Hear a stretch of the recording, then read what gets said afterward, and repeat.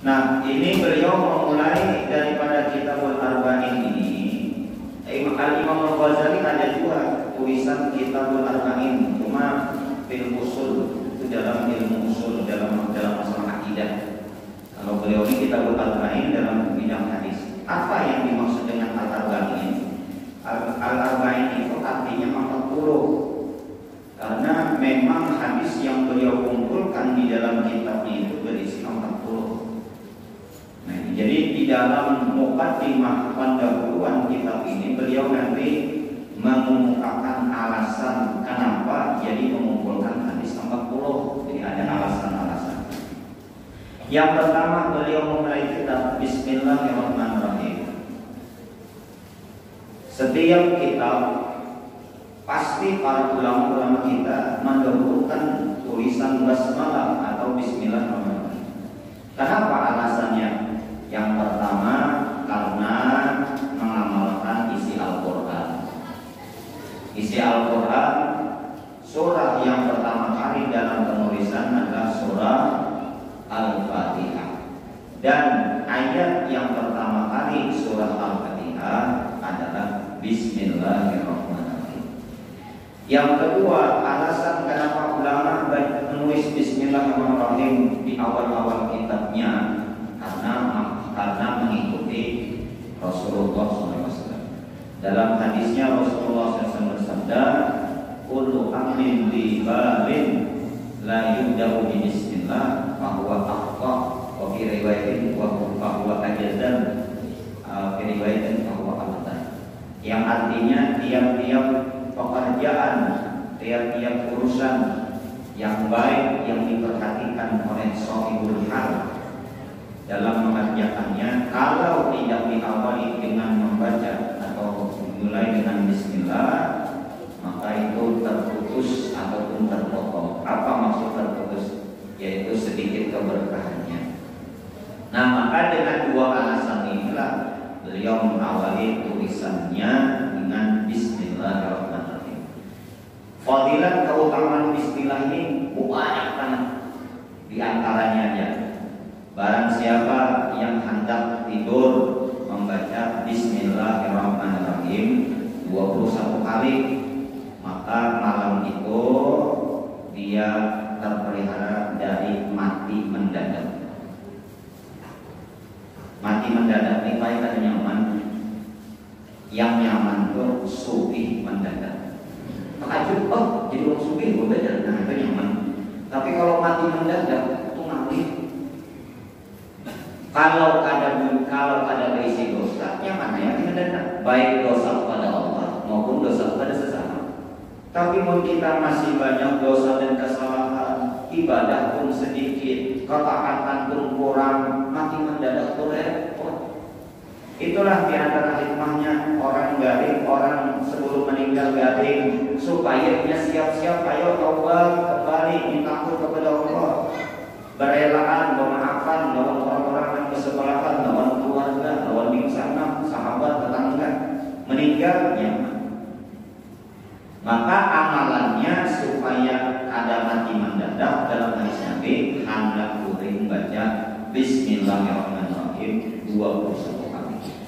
Dan malam itu juga Allah Ta'ala peliharakan dirinya, keluarganya dan hartanya. Aman insya Allah daripada pencurian, asal sebelum kuring pagar digembok, lawang dikunci, itu dulu. Itulah banyak bismillah luar biasa. Dikisahkan dahulu ketika Nabi Isa alaihi salatu wassalam berjalan, beliau melewati kuburan. Jadi dua buah beliau melewati kuburan begitu. Dengan izin Allah, Nabi Isa pun mengetahui apa yang terjadi di dalam kubur dan apa yang dialami oleh ahli kubur. Pada waktu beliau lewat, ahli kubur sedang disiksa dan diadab oleh Allah. Nabi Isa pun bertanya, kenapa gerangan dia disiksa dan diadab? Oh, dia meninggal dunia karena banyak melakukan dosa semasa hidupnya. Beberapa waktu kemudian Nabi Isa lewat lagi di kubur situ, ternyata ahli sudah mendapatkan rahmat dari Allah Subhanahu. Jadi dulunya disiksa, sekarang sudah mendapatkan rahmat. Lantas Nabiullah Isa pun bertanya, kenapa demikian? Singkat cerita Allah pun menjawab, wahai Isa, wahai Nabiullah Isa, ini ahli kubur. Ketika dia meninggal dunia, ketika dia wafat, dia meninggalkan istrinya yang sedang hamil. Maka istrinya pun sabar menjaga kandungannya sampai melahirkan. Lalu anak dari lahir, kemudian dibesarkan, dididik, dimasukkan sekolah, belajar. Hari pertama si anak tadi belajar bisa membaca Bismillahirrahmanirrahim. Jadi ujar Allah, wahai Isa, aku malu, aku sukar menyiksa dan mengadab hambaku di dalam perut bumi, sedangkan di atas bumi anaknya menyebut namaku. Kan umpamanya kalau kuitan nang si anak bisa membaca Bismillahirrahmanirrahim. Apalagi anak kita Yasin hafal, Al-Waqiah hafal, Tabarak hafal. Kalah di dalam Tuhan, kita hafal dua, cuma Yasinnya aja. Nah, kalau Yasin udah kan? Mengkekalakan kita sampai habis. Asmaul Husna hafal, ngarang-ngarang surah dalam Quran hafal, ngarang-ngarang Nabi hafal. Subhanallah. Untuk benar anak bisa mengaji Al-Quran. Nah ini masih banyak lagi keistimewaan membaca Bismillahirrahmanirrahim. Adapun hukum-hukumnya, hukum membaca Bismillah itu ada 4. Ada hukum membaca Bismillah, hukumnya wajib. Yang kedua, membaca basmalah atau Bismillah hukumnya adalah haram. Yang ketiga, hukum membaca basmalah sunat. Dan yang keempat, makruh. Nah, membaca basmalah atau Bismillahirrahmanirrahim hukumnya wajib, yaitu ketika kita di dalam sembahyang, tepatnya pada saat kita membaca surah Al-Fatihah. Di dalam mazhab kita, surah Al-Fatihah itu 7 ayat, dan ayat yang pertama adalah Bismillahirrahmanirrahim. Sedangkan menurut mazhab yang lain, Imam Malik dan Imam Abu Hanifah, surah Al-Fatihah itu 7 ayat, tapi Bismillahirrahmanirrahim bukan ayat yang pertama. Kalau sama-sama mengatakan 7 ayat, ayat yang ke-7 menurut mazhab Imam Malik yang mana? Kalau mulai Bismillah, pas 7. Bismillahirrahmanirrahim. Alhamdulillahirabbil alamin. Ar-Rahmanir-Rahim. Maliki yaumiddin. Iyyaka na'budu wa iyyaka nasta'in. Ihdinas siratal mustaqim. Siratal ladzina an'amta 'alaihim ghairil maghdubi 'alaihim waladdallin. Pas 7. Amun ditinggal bismillahnya 6, cuma tetap pada 7. Nang mana ya ke-7-nya? Amin kan? Amin mulai ayat. Oh, sekalinya penggalan yang ke-6 dan yang ke-7-nya itu beda. Kalau yang mengatakan basmalah bismillah itu ayat yang pertama, yang ke-7-nya tadi siratal ladzina an'amta 'alaihim ghairil maghdubi 'alaihim waladdallin. Sedangkan yang mengatakan ayat yang pertama alhamdulillahirabbil alamin. Nah, ayat yang ke-6 siratal ladzina an'amta 'alaihim. Nah, pertama ghairil maghdubi 'alaihim yang ke-7. Jadi di situ ada waktunya. Itu yang mengatakan perbedaan ini karena memang berdasarkan riwayat Rasulullah sendiri yang mengatakan surah Al-Fatihah 7 ayat, ayat yang pertama Bismillah. Dan dalam riwayat yang lain beliau pernah membaca surah Fatihah tanpa Bismillah. Jadi di sini perbedaan sama sekali tidak sama dengan orang yang mengingkari ayat Al-Quran. Orang yang mengingkari ayat Al-Quran walaupun satu huruf, tapi yang disepakati oleh para ulama hukumnya murtad. Kalau ini lain ini. Sebab ini kada disepakati tentang basmalah ini. Beda halnya kalau kalimat Bismillahirrahmanirrahim Bismillahirrahmanirrahim dalam surah An-Naml.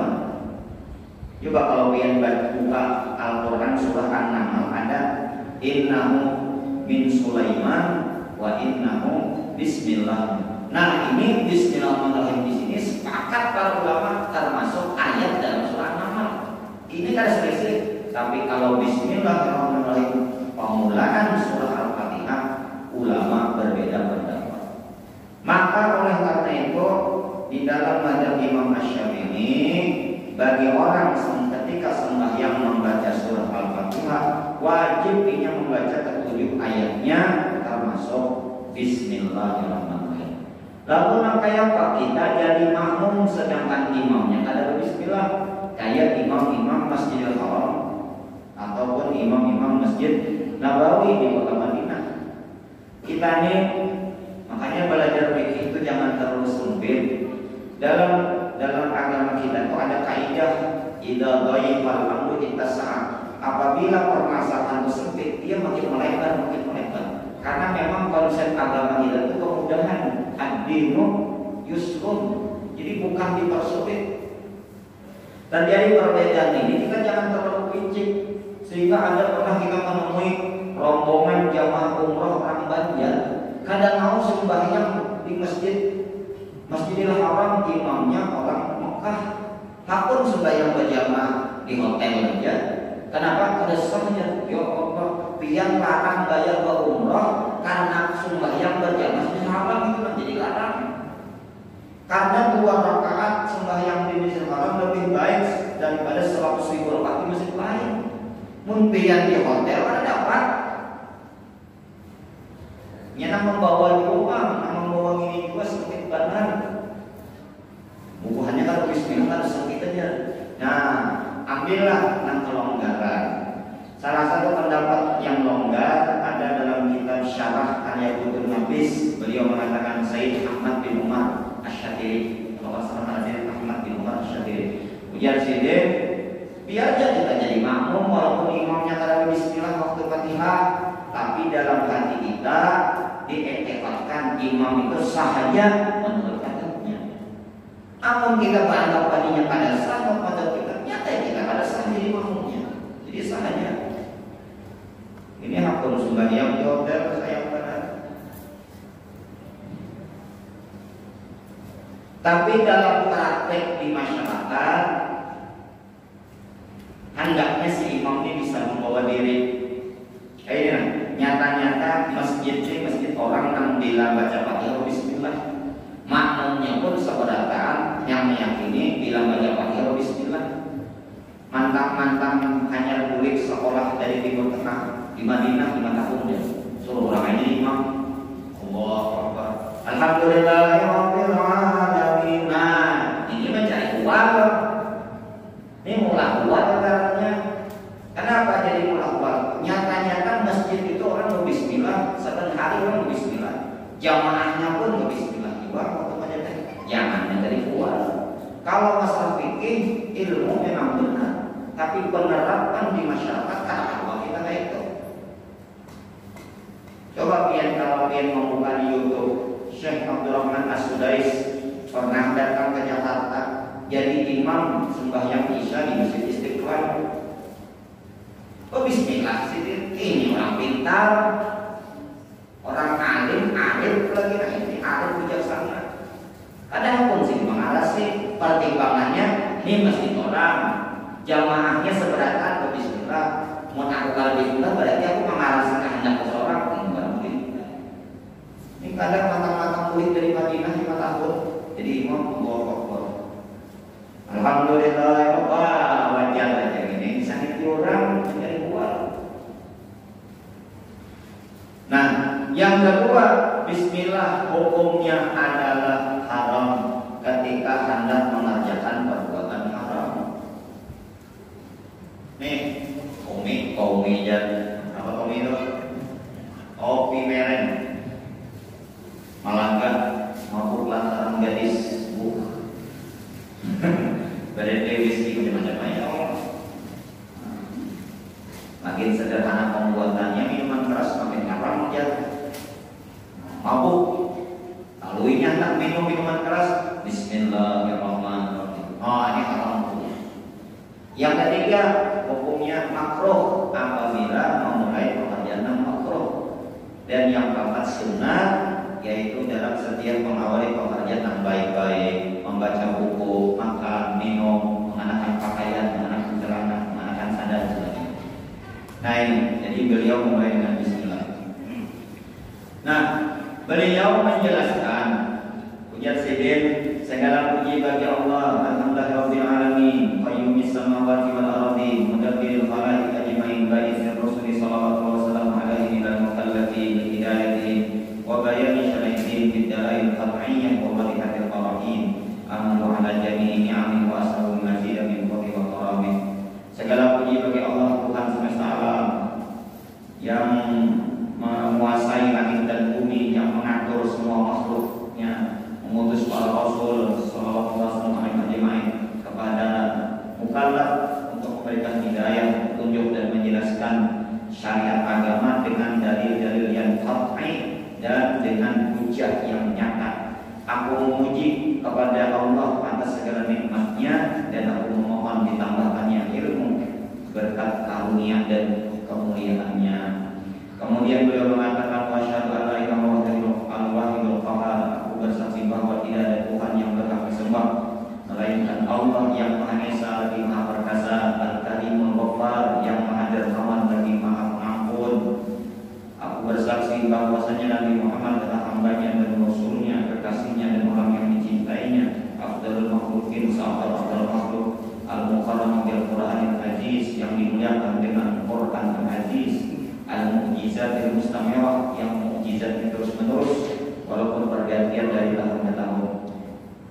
Nah, Rasulullah SAW ini, kata beliau, memiliki khususiyat dibandingkan dengan nabi-nabi yang lain. Al-makhsus bi jawami'il kalim wa samahatihi.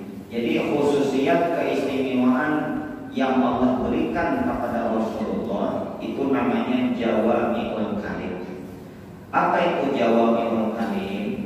Jawami'ul kalim itu adalah kata-kata Rasulullah itu pendek, singkat, ringkas, kadang terlalu panjang tapi maknanya padat. Nah, itu panggilan Rasulullah. Yes, ringkas saja, itu jawami'ul kalim.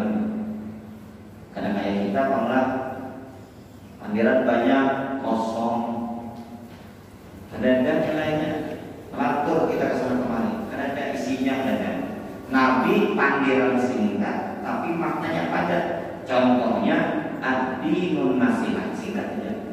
Agama itu nasihat. Cuma para ulama menjelaskan apa yang dimaksud nasihat di situ. Masya Allah. Nah, maka dari keistimewaan yang Allah berikan kepada Rasulullah berupa jawami'ul kalim itulah yang Al-Imam Nawawi hendak mengumpulkan dan memberitahu kepada kita apa-apa hadis Nabi yang termasuk jawami'ul kalim. Itu di antara alasannya. Amma ba'du, faqad rawaina an Ali bin Abi Thalib wa Abdullah bin Mas'ud wa Mu'adz bin Jabal wa Abi Darda wa bin Umar wa bin Abbas wa Anas bin Malik wa Ubay wa Abi Hurairah wa Abi Sa'id al-Khudri radhiyallahu anhum min turuqin katsiran bi riwayat mutanawwi'ah.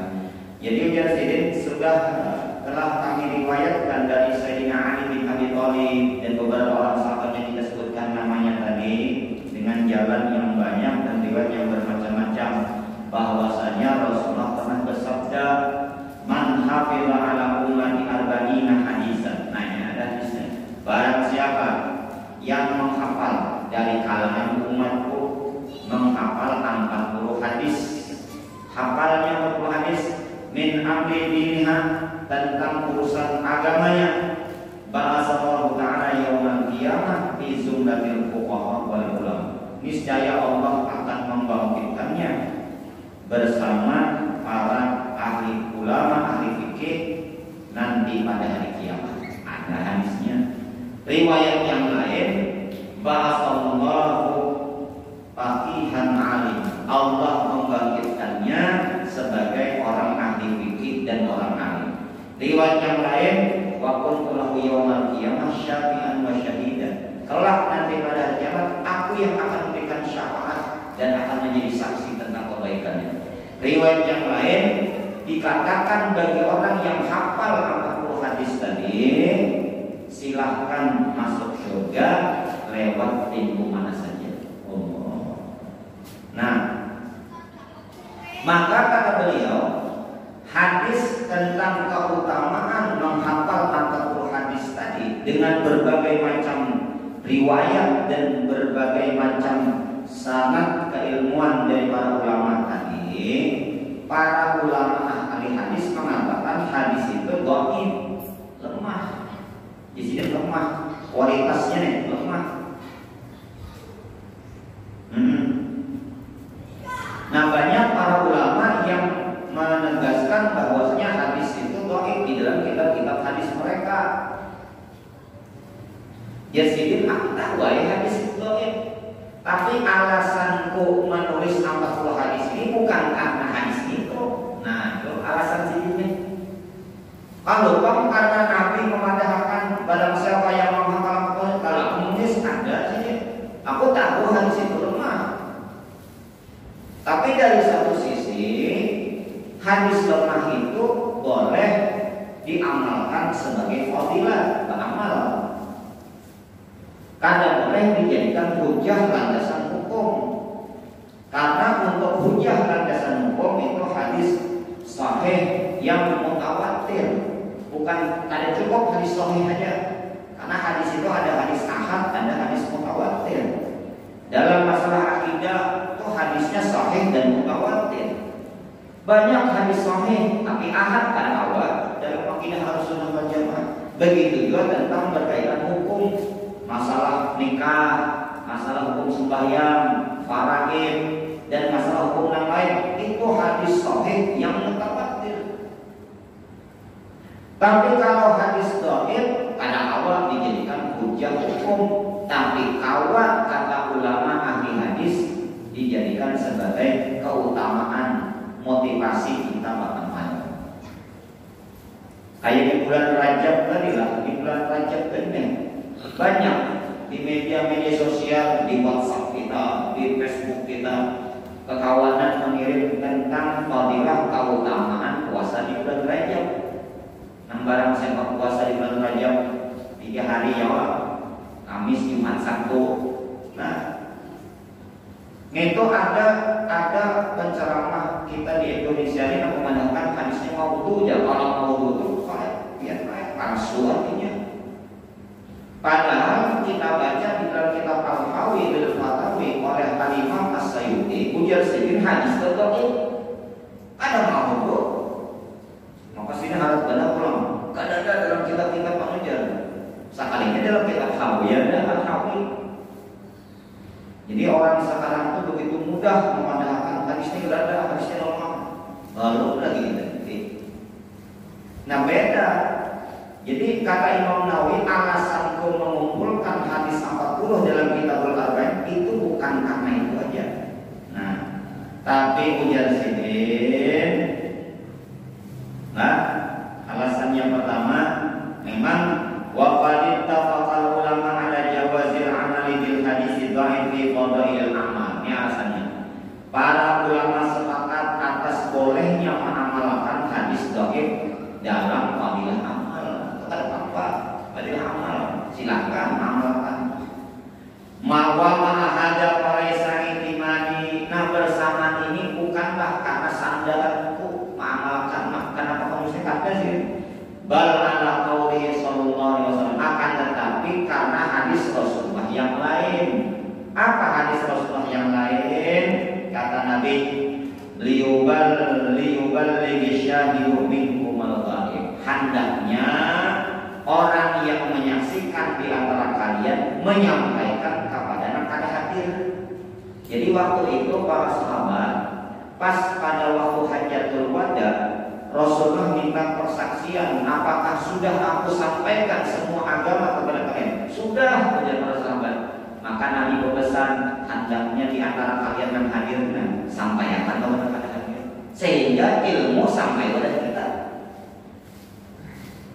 Jadi alasan itulah di sini aku menyampaikan. Yang kedua alasannya lagi, nadarul hadis Nabi nadarallahu ra'an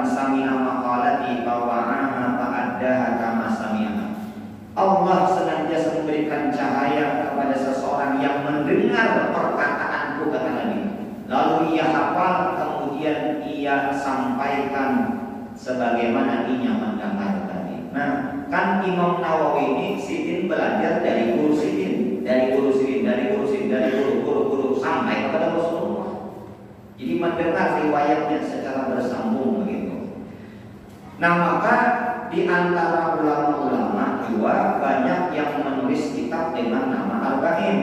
Tapi ada dalam masalah usuluddin, ada dalam kitab jihad, ada dalam kitab adab, ada kumpulan khutbah-khutbah Nabi, macam-macam isinya. Yang jelas 40. Nah itu memang angka 40 ini hebat orang.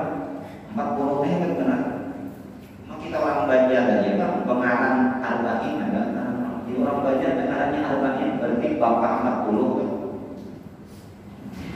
Syukur aja kok umur Sidin 70-nya meninggal. Ngarang Arba'in kalau bina 40 mati kan. Kayak penciptaan manusia ke dalam perut kandungan ibunya itu 40 hari kan ada hadis Nabi. 40 hari pertama kata Nabi berupa sperma nutfah. Summa yakunu mudghatan misdadari. Summa yakunu alaqatan misdadari. Kemudian 40 hari kedua menjadi segumpal darah. 40 hari ketiga menjadi segumpal daging. Jadi perubahan dari asalnya nutfah segumpal darah, segumpal daging 40 hari. 40 hari itu hebat banget tuh 40 hari itu. Orang dahulu mungkin berlampah 40 hari itu baik di bawah pohon mangga. Hendak apa? Hendak terdapat tawan penjaganya. Tujuan seperti aja hendak berlaku nomor buntut. Wah iya. 40 hari ininya begadang di situ jadinya betul-betul sebab bila keluar aja batal bahasa pulang pertama 40 hari. Ilmu hitamnya 40 hari itu. Saatnya pas 4 hari 40 malam keluar jinnya. Jinnya baru. Ada apa anakku di sini? Sebutin jembatan permintaan dulu apa ini? 4 angka langsung membuntut. Jadi jembahnya nyawa di bumul banget ya udah sampai jadi hantu kadang-kadang membuntut kalau banyak-banyaknya. Wah ini kan nanti gak buntut Jawa, jangan langsung karena kita aneh jawab ya. Dulu buntut itu seminggu sekali, baru bertambah 2 minggu sekali. Itu 3 habis duit. Padahal jangan jadi kumpulakan loh, banyak mana. Kayak kita nih nah, anak sudah korban. Jadi ulun pernah berjalan di mana melewati spanduk di tengah jalan di atas. Gambarnya gambar sapi, simbol orang bertulisan dalam bahasa Banjar. Kada kawal pekorban, bapada kada sanggup bayar intinya. Jadi model itu pernah memanggilkan ke sapi. Kepala sapinya gono, mendadak gitu. Gelembung tulisan kan sapi batu badan. Kada kawal pekorban intinya. Bapada kada pekorban, bapada kada kawal bayar. Nukar rokok kalau aja sebenarnya jadinya. Wah gimana harus pada sapi ini madahin. Coba dihitung. Rokok sebungkus berapa? Berapa sebungkus belum berrokok panggil tahu. Adalah 10.000 sebungkus. Itu rokok kacang soalnya. Menang Surya 16 kristal. Apalagi ya mau cerutukan menggono pulang. Anggaplah 10.000 misalnya sehari rokok 3 bungkus, teman-teman 30.000. Kali pian setahun itu 360 hari atau 365. Sebulan aja 30.000 kali 30 berapa duitnya? 10 bulan berapa juta? Hendak awak seekor kambing lah bisa orang kambing ada berapa 5 juta kambing. Kawal korban.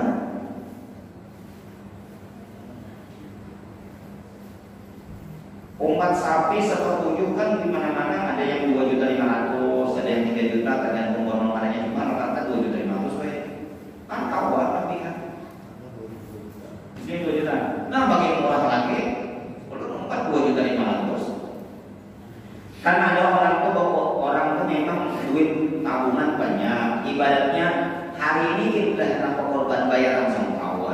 Cuma ada sebagian yang kadang kala itu. Kadang kala itu bukan berarti kita kadang korban. Coba mulai jauh-jauh hari menabung, ulah kelekan di rumah tulis pakai korban tuh. Jadi buat sebenarnya buat. Kayak bila sampai waktunya bongkar kawat tahu sih kalau korban. Nang maki kahit anakin kawat juga padahal. Nang kada kawat udah sekali anda. Bila berniat hendak berisi anak mulai mengolahnya, menabung sudah. Kan bini ketiakan 9 bulan, mengolah kan tidak langsung jadi jual. Mulai langsung jadi lah. Menang Tuhan ini sudah spermanya mungkin bisa 2 bulan hanya jadi ibaratnya. Mun sudah lahir maka biaya proses persalinan, nukar baju, nukar popok, nukar susu dan sebagainya. Anak laki kan berat, kecuali yang duit banyak.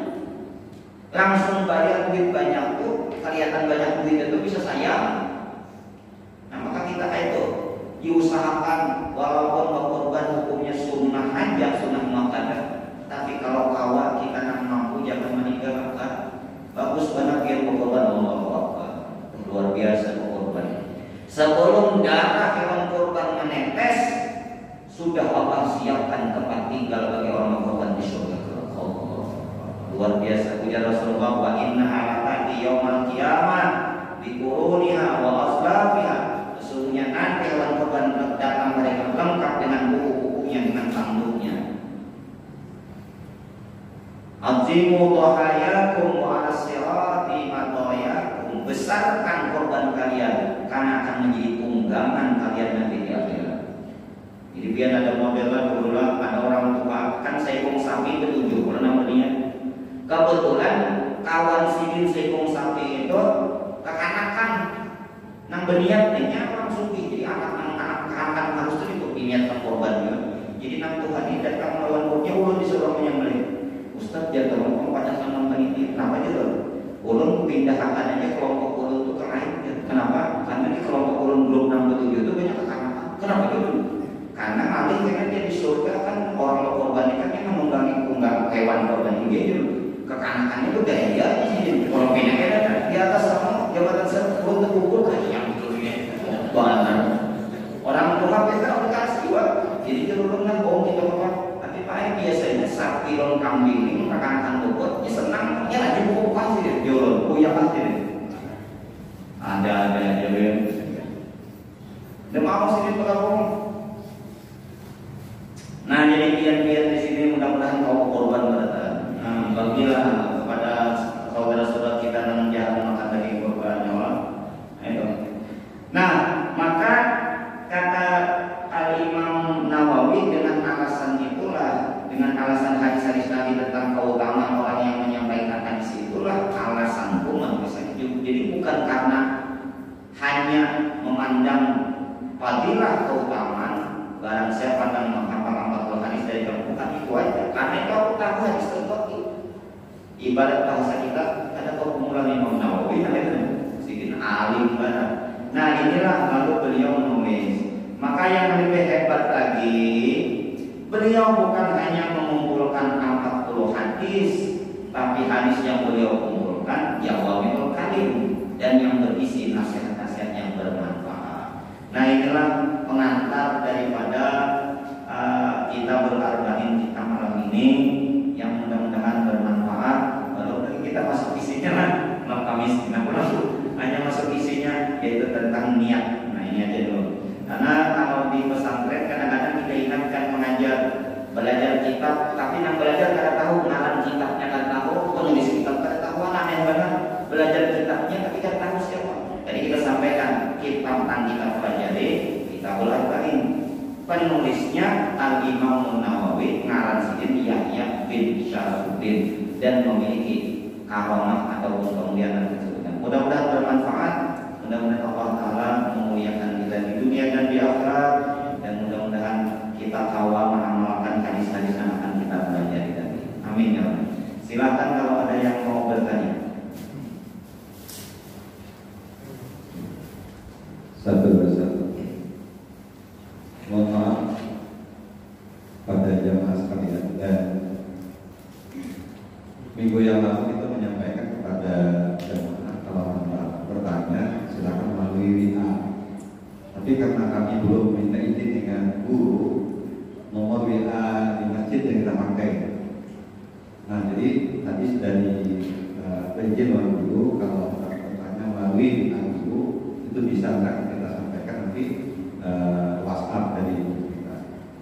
Nah, lalu melalui WA masjid ada 5 pertanyaan. 5 pertanyaan. Yang pertama tanpa nama.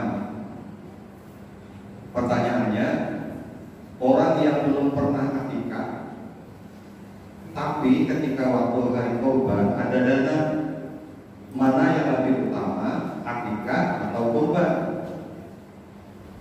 Nah, yang kedua, persatuan atau Satunya. silakan. Sebetulnya kan disyaratkan walaupun orang itu belum akikah, lalu pas mendekati hari raya kurban barunya melaksanakan ibadah kurban boleh-boleh saja. Nah, ada syarat gitu, nah orang yang mau kurban harus akikah dulu, ada syarat. Cuma memang idealnya akikah itu pasti duluan, idealnya. Kenapa? Karena akikah itu disunatkan bagi orang tua yang anaknya baru lahir. Hari yang disunatkan akikah adalah hari yang ke-7 setelah kelahiran. Kadang hari ke-7, hari ke-14, kadang hari ke-14, hari ke-21. Dan sampai anak itu baru masuk usia balik, masih orang tuanya ditekankan akikah. Apabila sudah balik, maka orang tuanya kan disunatkan habis dah. Tapi si anak tadi boleh mengakikahi dirinya sendiri. Nah, ini di sini lalu kadang-kadang, tapi pas sudah pada hari raya kurban hanya anak akikah. Lalu yang mana yang diperlukan? Kalau kayak ini keadaannya, dilihat waktunya. Korban yang dinamakan ibadah korban itu ada beberapa syarat. Yang pertama, binatang ternak yang disembelih. Binatang ternak di sini onta, sapi atau sejenisnya, kambing. Ya. Yang kedua, menyembelihnya di hari raya korban tanggal 10, 11, 12, 13 Dzulhijjah dengan niat mendekatkan diri kepada Allah Subhanahu wa taala. Nah, maka apabila menyembelih sapi tapi tanggal 9 Dzulhijjah, walaupun niatnya untuk mendekatkan diri kepada Allah, namanya bukan kurban. Begitu juga kalau menyembelih kambing tanggal 14 Dzulhijjah. Atau sebaliknya, menyembelih sapi tanggal 10 Dzulhijjah tapi niatnya untuk dimakan, bukan kurban juga. Nah, karena ini duitnya ada diberikan kelapangan mendekati hari kurban, alangkah bagusnya niatnya berkorban pada itu. Pertimbangannya karena sahnya ibadah kurban terkait dengan waktu 4 hari, 10, 11, 12, 13 Dzulhijjah. Misalnya memang duitnya besi 2 juta, aku belum dapat korban. Disembelih misalnya tanggal 10 Dzulhijjah yang waktu masjid sini, sah korbannya. Seminggu kemudian cairnya ibu dibalik orang duit 5 juta. Awak ada bagikan? Tahu bagikan. Nah, tapi kalau kayak ini isi duit 2 juta, aku itu belum bagikan, kamu nanya jangan aku bagikan ini dulu, lalu nyoba bagikan. Nang di hari raya ini sapi nang disembelih hari raya tadi niat akikah. Jadi duitnya disetorkan 2 juta untuk niat akikah. Seminggu kemudian dapat duitnya 5 juta, nukat punya kambing. Awak ada korban. Ada awak. Nah, itu pertimbangannya di situ. Mahadang tahun enak, tapi kalau akikah itu bebas waktunya. Memang idealnya akikah tanggal 7 setelah kelahiran anak, 14, 21 itu ideal, itu sunnah banget tuh. Tapi bukan berarti hari disunahkan lagi orang sudah besar. Jadi boleh juga menahan nyaman datang lagi gak makan niatnya bisa juga. Jadi duit 2 juta tapi akikah dapat, korban dapat, ada aja kok dapat kita menanam. Cuma lain berubah. Ada aja mendapatkan boleh aja. Biar ngomong apa? Jadi yang kedua. Ya, yang kedua hutang puasa. Hutang puasa sudah lupa jumlahnya karena kelamaan. sebaiknya apa yang cukup dilakukan? Nah, kemarin ini sudah juga coba pertanyaan seperti itu. Maka yang dia lakukan, dia terus mengqadha puasa Ramadan yang telah dia tinggalkan sampai apabila sampai hatinya itu merasa tenang, sampai hatinya itu kan orang yang bujuk-bujuk anak bertaubat itu pasti dia mengikuti kata hatinya. Orang yang bujuk-bujuk merasa bersalah itu kan banyak meninggalkan puasa, lalu puasa sampai hatinya rasa nyaman, kalau sudah mungkin dia mau puasa sampai di situ. Masalahnya kan ada tahu secara persis berapa hari yang ditinggalkan. Jadi tanyakan kepada hatinya saja. Begitu. Kan kadang mungkin juga orang yang hendak bujuk-bujuk bertaubat merasa banyak puasa yang ditinggalkan hanya beberapa hari, rasa tuntuk, bukan mungkin itu ada sesuai dengan kata hati. Yang ketiga benar. Yang ketiga kita namanya dari di tamrin. Pertanyaannya, bagaimana cara mengerjakan sholat masbuk, misalnya sholat maghrib ketinggalan 2 rakaat? Ya. Oke, ketinggalan 2 rakaat berarti sidin datang, niatnya kan imam sudah rakaat ketiga. Itu gambarannya. Jadi hanya niatnya imam sudah rakaat ketiga. Bagaimana cara mengerjakannya? Ikuti imam dulu. Yang pertama bagi orang yang masbuk takbiratul ihram dulu. Takbiratul ihram sambil berniat. Selain maghrib berarti Allahu Akbar, sengaja sholat maghrib 3 rakaat mengikuti imam karena Allahu Akbar. Imam rukuk juga, imam i'tidal juga, imam sujud, imam duduk tasyahud akhir juga. Cuma duduknya jangan duduk tawaduk, duduknya iftirash. Kalau imam duduknya tawaduk karena imam salam, sedangkan masbuk tadi ada salam sebabnya menambah lagi 2 rakaat. Nah, imam salam pertama boleh ia berdiri menambah rakaat, tapi yang paling afdal setelah imam salam kedua. Jadi waktu imam membaca at-tahiyat, orang yang masbuk tadi umpat juga membaca tahiyat. Walaupun bagi sidin itu rakaat pertama, cuma karena imam baca juga sampai habis. Tapi imam salam jangan umpat. Imam salam pertama boleh naik, tapi yang afdal setelah imam salam kedua. Salam imam kedua naik. Naik itu rakaat kedua bagi sidin, karena rakaat kedua berarti tasyahud awal kena setelah sujud kedua. Sampai awal naik lagi itu rakaat ketiga berarti tasyahud akhir. Jadi orang yang ketinggalan 2 rakaat ini, ketiga rakaatnya ketahiyat punya sembahyangnya. Nah, itu pertanyaan, ada sembahyang apa ya 3 rakaat yang ada tasyahudnya ketiganya? Usahakannya sembahyang maghrib dan masbuk. Saudara? Oke. Terus ya, yang berikutnya, bagaimana hukum makmum yang gerakannya mendahului imam? Mendahului imam, kalau yang mendahului imam satu rukun aja hukumnya haram, tapi ada batal. Yang membatalkan itu bila 2 rukun. Mendahului imam bila berimbai hukumnya makruh. Bila mendahului sarukun hukumnya haram, ada batal kan haram hukumnya. Tapi mendahului 2 rukun itu yang haram. Nah, mengimbai dia pun jangan. Cuma kadang-kadang makna mengimbai imam ini kadang-kadang kita tidak paham. Mengimbai imamnya ada 2 maknanya. Makna yang pertama, bujuk-bujuk berimbai. Imam ini misalnya imam yang makmum. Imam rukuk, Allahu Akbar, sami Allahu liman hamidah, Allah. Nah, ini bujuk-bujuk berimbai. Ini makruh ini. Yang kedua, nakaran berimbai itu imam belum sempurna melakukan rukun sesudahnya diumpatnya. Misalnya imam rukuk, Allah belum lagi Allah diumpatin. Nah, ini diimbai itu namanya. Setelah sujud Allah diumpati diimbai juga. Berimbai nangka ini dalam sembahyang berjamaah menurut pendapat ulama hukumnya makruh. Makruh di sini kada dapat pahala berjamaah. Jadi inya berjamaah tapi kada dapat pahala lantaran mengganggu makruh. Di mana makruh kada dapat pahala berjamaahnya? Kata Imam Romli, pintangan inya berimbai. Jadi pada waktu berimbai, waktu berukut inya kada dapat pahala berjamaah. Tapi bila sebenarnya gerakan diimbainya berarti sebenarnya gerakan kada dapat pahala berjamaah. Maka hindari yang berimbai ini.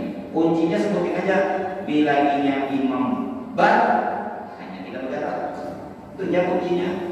Allahu Akbar hanya punya imam Allah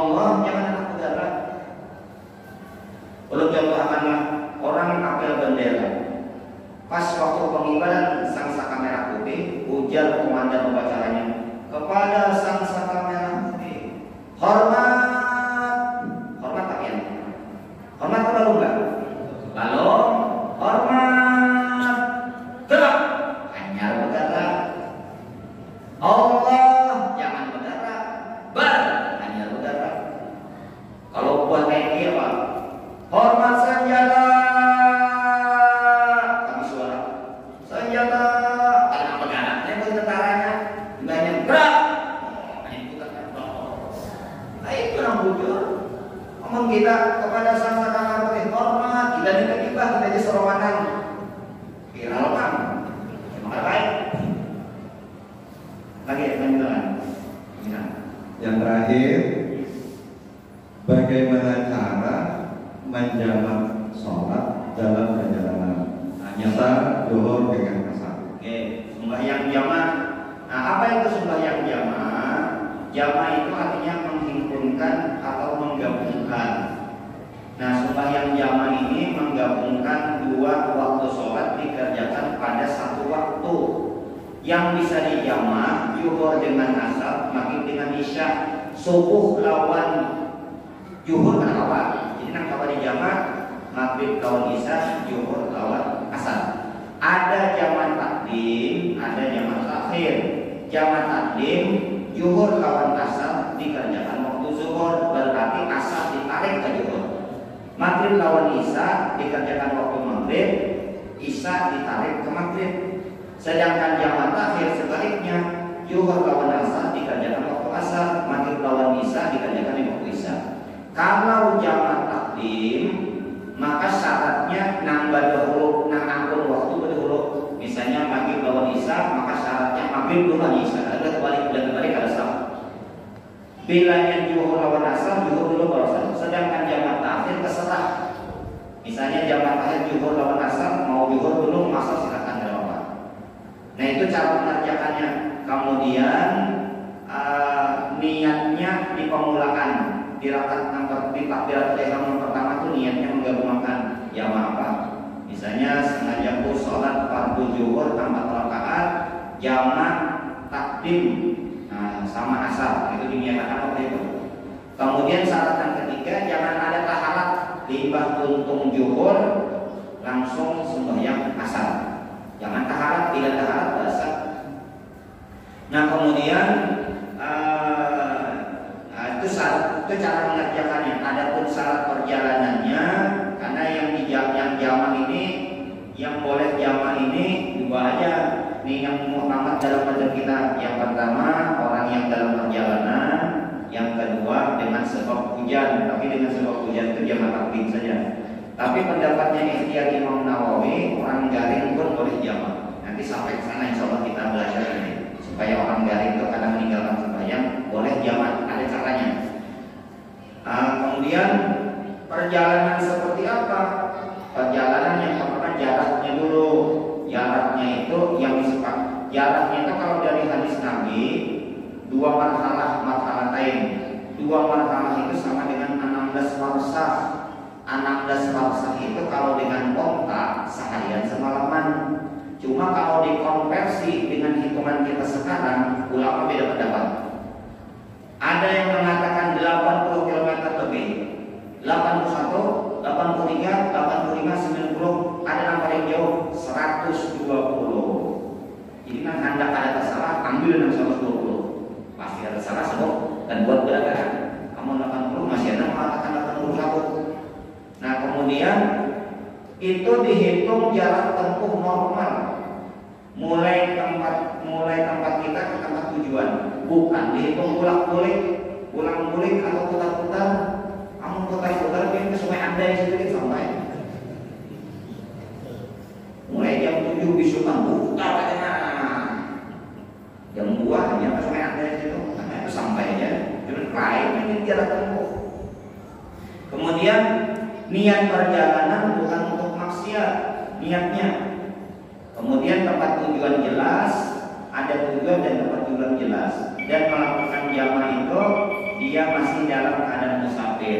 Bila niatnya berdiam di sana, ada boleh lagi menjamaah. Nah, itulah syarat sembahyang jamaah dan cara mengerjakannya. Boleh nanti jamaah dikosor. Jadi jamaah tadi kan mesti dikosor. Berarti kami jamaah sama 4. Kalau jamaah kosor zuhurnya 2, asarnya 2. Orang bisa. Yang hadir ada. Coba. Nah.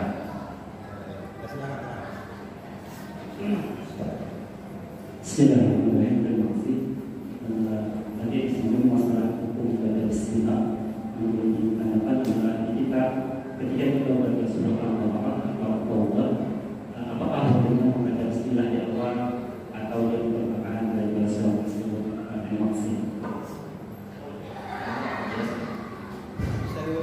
Dijauhkan. Oh ya, tadi disinggung masalah pembacaan bismillah. Ya. Ada beberapa hukum di sana.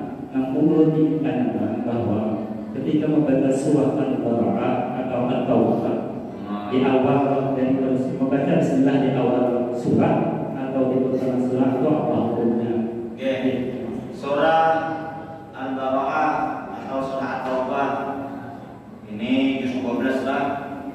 Nah, surah Al-Baqarah atau Taubah ini di dalam fikih, di dalam mazhab Imam Syafi'i terdapat perbedaan pendapat antara Syekh Ibnu Hajar dengan Syekh Imam Romli. Yang memang dua orang Syekh ini beda pendapat harus baik. Jadi kalau kita belajar dalam mazhab Syafi'i antara Imam Romli dengan Syekh Ibnu Hajar itu berbeda terus. Di atasnya ada Imam Nawawi dengan Imam Rafi, Imam Nawawi dengan kitab Minhajnya, Imam Rafi dengan kitab Al-Farad, itu beda pendapat terus. Di dalam mazhab kita sendiri pun banyak perbedaan pendapat, kita kada keluar mazhab, kita tetap berbeda. Nah, salah satunya perbedaannya dalam hukum membaca Bismillahirrahmanirrahim pada surah At-Taubah. Menurut pendapat Syekh Ibnu Hajar, kalau mulai awal surah At-Taubah membaca Bismillah, hukumnya haram. Kalau mulai pertengahan, hukumnya makruh. Pemulaan surah At-Taubah itu bara'atun minallahi wa Bismillah makruh. Tapi pertengahan contohnya innama ya'mur atau innama shadaqatul qur'an itu surah Taubah. Bismillahirrahmanirrahim. Innama ya'muru masajidallah. Nah, makruh. Menurut pendapat Syekh Ibnu Hajar.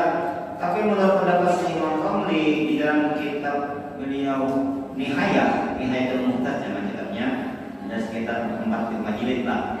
Beliau mengatakan bila mulai pemulaan membaca surah At-Taubah wa Bismillah hukumnya makruh. Tapi kalau mulai pertengahan sunat. Nah, jadi kalau orang itu membaca surah At-Taubah mulai pemulaan wa Bismillah, kita mengikuti pendapat Imam Romli. Jadi jangan langsung kita keras, ini makruh ini ada, masih ada perbedaan. Oh enggak. Ada lagi? Silakan Pak. Coba kira-kira. Mudah-mudahan bermanfaat. Insyaallah nanti malam Kamis yang akan datang kita melanjutkan hadis yang pertama tentang hadis berbeda, yaitu hadis tentang niat. Mudah-mudahan Allah Taala selalu berikan kita petunjuk, hidayah, bimbingan agar suka menuntut ilmu agama untuk menambah pengetahuan, wawasan, ketakwaan dan keimanan kita kepadanya. Amin. Al-Fatihah. Bismillahirrahmanirrahim. Alhamdulillahirabbil alamin.